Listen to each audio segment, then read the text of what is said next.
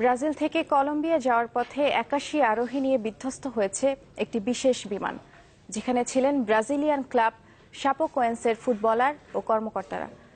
দক্ষিণ American club championship Copa সুদামেরিকার final খেলতে যাচ্ছিল এই দলটি। মর্মান্তিক এই দুর্ঘটনায় মারা গেছেন ৭৬ জন। ৫ জনকে জীবিত উদ্ধার করার কথা জানিয়েছে কলম্বিয়া পুলিশ।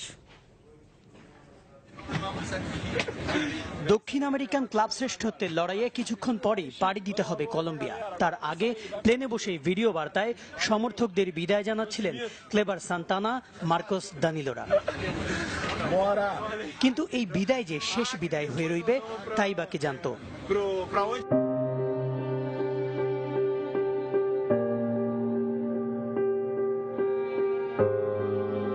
আর কলম্বিয়ায় পা রাখা হয়নি ব্রাজিলিয়ান ক্লাব শাপোকোয়েন্সের এই ফুটবলারদের। একটি দুর্ঘটনায় শেষ করে দিল সবকিছু। ২ বছর আগে ব্রাজিলের দ্বিতীয় বিভাগ থেকে উঠে এসে যে দলটি ছিল দক্ষিণ আমেরিকান শ্রেষ্ঠত্বের দ্বারপ্রান্তে, সেই শাপোকোয়েন্সকে যে এমন ভাগ্য বরণ করতে হবে তা আঁচ করতে পারেননি কেউই।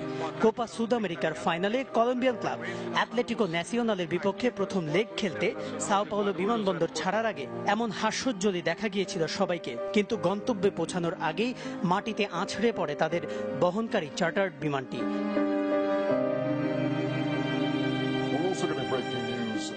মেডেলিন ইন্টারন্যাশনাল এয়ারপোর্ট কর্তৃপক্ষ টুইট বার্তায় জানায় ৯ জন ক্রু সহ ৮১ জন আরোহী ছিলেন তাতে।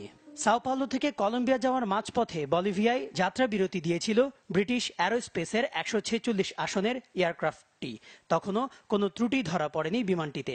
আরও চমকপ্রদ তথ্য, গত মাসেও আর্জেন্টিনা জাতীয় দলকে বহন করেছে এই বিমান। ঘটনার পরপরই উদ্ধার তৎপরতা শুরু করে কলম্বিয়া সরকার। এই তো কদিন আগে আর্জেন্টাইন ক্লাব সান লরেঞ্জোকে হারিয়ে কোপা সুদামেরিকার ফাইনালে উঠেছিল শাপোকোয়েন্স।